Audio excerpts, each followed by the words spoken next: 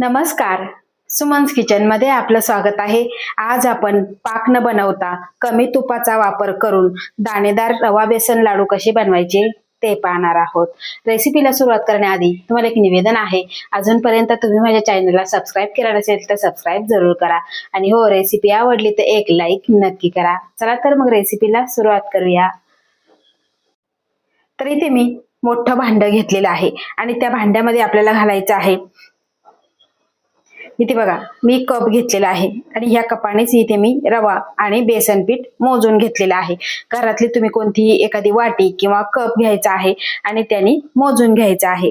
तर इथे आपल्याला रवा घालून घ्यायचा आहे आणि रवा घेताना हा एकदम बारीक असा रवा तुम्ही घ्यायचा आहे आणि त्यानंतर आपल्याला बेसन पीठ घालायचं आहे. बेसन पीठ सुद्धा इथे चाळून घ्यायचं आहे. मी चाळून घेतलेलं आहे.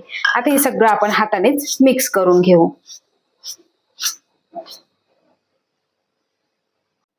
तर इथे रवा आणि बेसन सगळं हे मिक्स करून घेतलेलं आहे. आता यामध्ये आपल्याला तूप घालायचं आहे.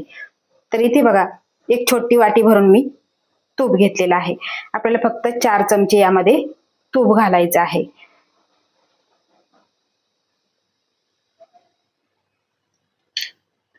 आता तूप घातल्यानंतर आपल्याला सगळं ह्या रव्याला आणि पिठाला चोळून चोळून घ्यायचं आहे. अशा पद्धतीने आपल्याला चोळून घ्यायचं आहे. तूप चोळून घेतल्यानंतर याची मूठ वळते की नाही ते बघायचं आहे. तर इथे बघा अशा पद्धतीने मूठ वळले जाते, म्हणजे आपलं जे आपण तूप टाकलेलं, मोहन टाकलेलं ते एकदम परफेक्ट झालेलं आहे. आता तुमच्या पिठाच्या क्वालिटीवर सुद्धा अवलंबन आहे. तुम्हाला एखादा चमचा जास्त सुद्धा लागू शकतं. आता हे पीठ आपल्याला मळून घ्यायचं आहे. तर इथे मी हलकसं कोमट पाणी घेतलेलं आहे, जे आपल्याला बोटाला सोसवेल असं कोमट पाणी करून घेतलेलं आहे आणि आपल्याला मीडियम स्वरूपाचं पीठ मळून घ्यायचं आहे. खूप घट्टही नाही आणि खूप पातळही नाही. अगदी थोडं थोडं पाणी घालायचं आणि मळून घ्यायचं आहे. अशा पद्धतीने आपण पीठ मळून घेतलेलं आहे. खूप घट्टही नाही आणि खूप पातळही नाही. आता यावरती आपल्याला 10 मिनिटासाठी झाकण ठेवायचं आहे. 10 मिनिटांनंतर तुम्ही इथे बघू शकता छान असं पीठ भिजलेलं आहे. आता फक्त थोडंसं आपल्याला तुपाचा हात घ्यायचा आणि फक्त आपल्याला 2 मिनिटे हे मळून घ्यायचं आहे. खूप जास्त सुद्धा मळत बसायचं नाही. बघा या पद्धतीने काही जास्त मळत बसायचं नाही आणि त्यानंतर आपल्याला एकदम छोटे छोटे असे गोळे काढून घ्यायचे. आपण जशी पापडाला लाटी करतो, पेढा बनवतो, अगदी त्या पद्धतीने बनवून घ्यायचं आहे. या पद्धतीने करायला खूप सोपे आहे आणि महिनाभर छान असे टिकतात. आपल्याला पाक बनवायचा नाही किंवा जास्तीचं तूप सुद्धा इथे वापरायचं नाही. आता माझी ही रेसिपी तुम्ही कोणत्या शहरातून बघता, कोणत्या गावातून बघता ते मला कमेंट करून नक्की सांगा. बघा अशा पद्धतीने आपल्याला ह्या लाट्या करून घ्यायच्या आहे. अशा छोट्या छोट्या लाट्या करून घ्यायच्या आणि त्यानंतर आपल्याला फक्त हाताने दाबून दाबून पुरीसारखा आकार द्यायचा आहे. थोडं वाकडे तिकडे झाल्या तरीही चालेल, चिर गेली तरीही चालेल.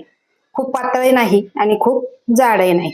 अशा पद्धतीने करायचे आहे आणि त्यानंतर यावरती आपल्याला काट्या चमच्याने टोचे मारून घ्यायचे आहे. असं का करायचं की तुपामध्ये ज्यावेळेस आपण तळणार त्यावेळेस आतपर्यंत तूप जाऊन हे तळलं जाईल आणि कुठेही कच्च राहणार नाही. त्यासाठी अशा पद्धतीने आपल्याला टोचे मारून घ्यायचे आहे. आता तुम्ही मोठी चपाती करून छोट्या छोट्या पुऱ्या करून तळून घेतल्या तरीही चालेल. तर अशा पद्धतीने आपण सगळ्या पुऱ्या ह्या बनवून घेतलेल्या आहे. तुम्ही इथे बघू शकता. आता जी आपण पुरी बनवली ती आपल्याला तळून घ्यायची आहे. त्यासाठी इथे मी पॅन गरम करायला ठेवला आहे आणि यामध्ये आपल्याला तूप घालून घ्यायचं आहे.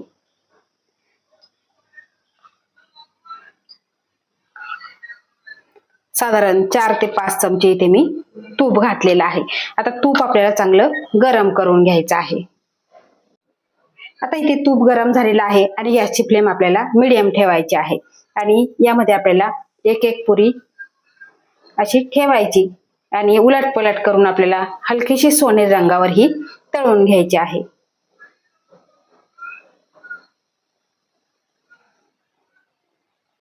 आता आपण पलटून घ्यायचं आहे. तरी ती बघा छान अशी हलकेसे सोनेरी रंगावर तळून झालेले आहे. खूप सुद्धा आपल्याला उलटपलट करायची नाही, 1 ते 2 वेळेसच फक्त करून घ्यायची आहे.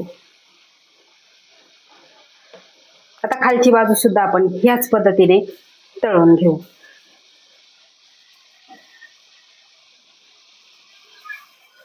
दोन्ही बाजूंनी आपण छान सोनेरी रंगावर पुरी तळून घेतलेली आहे. तुम्ही इथे बघू शकता. अशी पुरी तळली ना की कुठेही आपले लाडू आहे ते पिठाळ किंवा कच्चे लागत नाही, किंवा जो बेसन पिठाचा वास असतो तो अजिबात लागत नाही. आता या पुऱ्या आपण काढून घेऊ आणि बाकीच्या ज्या राहिलेल्या आहेत ते ह्याच पद्धतीने तळून घेऊ. खूप जास्त सुद्धा घाई करायची नाही. जास्त जर तुम्ही घाई केली, मोठा गॅस ठेवला तर तुमचे जे लाडू आहे ते जास्त दिवस टिकणार नाही, पिठाळ राहतील, कच्चे राहतील. त्यासाठी आपल्याला मीडियम गॅसवर असे सोनेरी रंगावर हे तळून घ्यायचे आहे.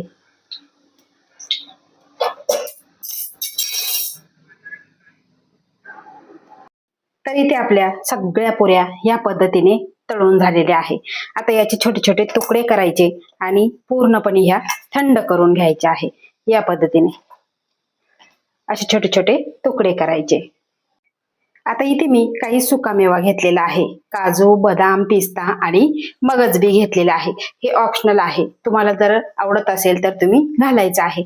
आणि इथे जे राहिलेलं तूप आहे त्या तुपामध्ये आपण हे हलकसं परतून घ्यायचं आहे. 1-2 मिनिटे फक्त आपल्याला हे परतून घ्यायचं आहे. सुकामेवा आपला परतून झालेला आहे. आता आपण हे काढून घेऊ. आता इथे आपण जे पुरीचे छोटे छोटे तुकडे केलेले ते पूर्णपणे थंड झालेले आहे. आणि आता इथे मी मिक्सरचं मोठं भांड घेतलेलं आहे. आता या भांड्यामध्ये आपल्याला हे पुरीचे तुकडे घालून घ्यायचे आहे. आणि मिक्सर हा आपल्याला चालू बंद करून रवाळ असे हे बारीक करून घ्यायचं आहे.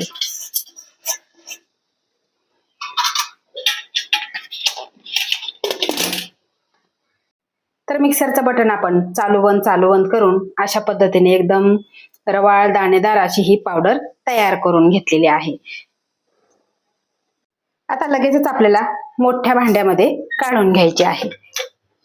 छान अशी एकसारखी झालेली आहे. आता व्यवस्थित जर मिक्सर मध्ये होत नसेल तर तुम्ही हे चाळून सुद्धा घेऊ शकता. छान अशी पावडर आपली तयार झालेली आहे. आता यामध्ये घालायचं आहे आपल्याला 1 कप. ज्या कपाने आपण रवा आणि बेसन पीठ घेतलेलं त्याच कपाने इथे 1 कप मी बुरा घेतलेला आहे. आता हे सगळं आपल्याला मिक्स करून घ्यायचं आहे. बघा या पद्धतीने आपल्याला एकदम चोळून मिक्स करून घ्यायचं आहे.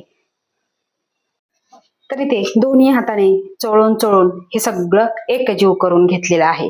तुम्ही इथे बघू शकता. आता यामध्येच घालायची आहे आपल्याला साखरेत बारीक केलेली वेलची पूड घातलेली आहे. आणि त्यानंतर आपण जे तळलेला सुकामेवा आहे तो सुद्धा यामध्ये आपल्याला घालायचा आहे. आणि सगळं पुन्हा एकदा आपल्याला हे मिक्स करून घ्यायचं आहे. बघा या पद्धतीने मिक्स करून घ्यायचं आहे. आता मिक्स करून झालं की जे आपलं राहिलेलं तेल तूप आहे, इथे बघा जे तूप आहे आपलं राहिलेलं ते सगळं आपल्याला यामध्ये घालायचं आहे.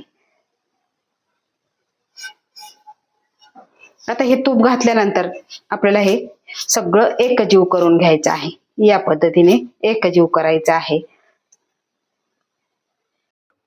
आपण पॅन मध्ये जे शिल्लक राहिलेलं तूप होतं ते सगळं यामध्ये घातलेलं आणि त्यानंतर सगळं हे मिश्रण एकजीव करून घेतलेलं आहे, मिक्स करून घेतलेलं आहे. आता पिठाच्या क्वालिटीवर सुद्धा अवलंबून आहे. तुम्हाला कधी तूप कमी जास्त लागू शकतं. जर लाडूचं मिश्रण जर भरभरीत वाटलं तर तुम्ही 2 चमचे तूप गरम करून घ्यायचं आणि त्यानंतर यामध्ये घालायचं आहे. आता आपण लाडू वळून घेऊ. तुम्ही इथे बघू शकता. आता तुम्हाला किती छोटा मोठा लाडू वळायचा त्यानुसार तुम्ही लाडू वळायचा आहे. याआधी सुद्धा मी बेसनचे लाडू कसे बनवायचे त्याची रेसिपी चॅनलवर दिलेली आहे, तिथे तुम्ही बघू शकता. अगदी सोप्या पद्धतीने मी सांगितलेलं आहे आणि हे सुद्धा लाडू अगदी सोप्या पद्धतीनेच मी तुम्हाला सांगितलेले आहे. तर इथे तुम्ही लाडू बघू शकता. अतिशय सुंदर असा वळून तयार झालेला आहे. आता बाकीचे सुद्धा लाडू आपण ह्याच पद्धतीने वळून घेऊ.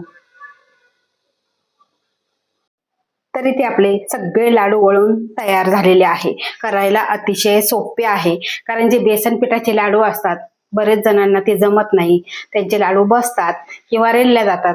त्यापेक्षा हे लाडू खूप सोप्या पद्धतीने मी तुम्हाला दाखवलेले आहे.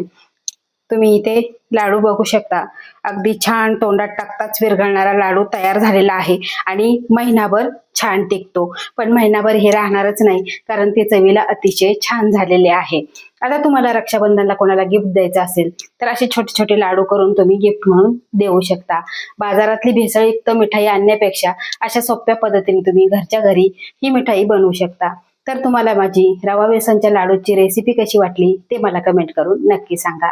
आवडल्यास लाईक करा, शेअर करा, सबस्क्राईब करा आणि बाजूचं बेल आयकॉन बटन प्रेस करा. धन्यवाद.